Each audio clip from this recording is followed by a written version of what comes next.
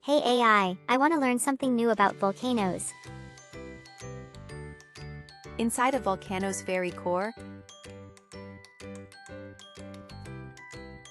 volcanoes are mountains that burst with heat and lava. What happens inside them, and why do they explode? The word eruption means a sudden burst of lava and smoke from a volcano.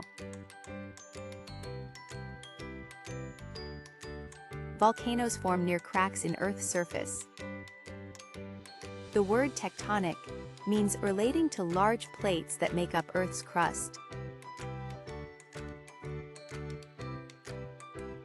Before an eruption, gas builds up inside the volcano. Lava moves fast or slow depending on how thick it is. Volcanoes can create new land like islands. People monitor volcanoes to stay safe from eruptions. Search online for more interesting facts about volcanoes. Let's learn something new.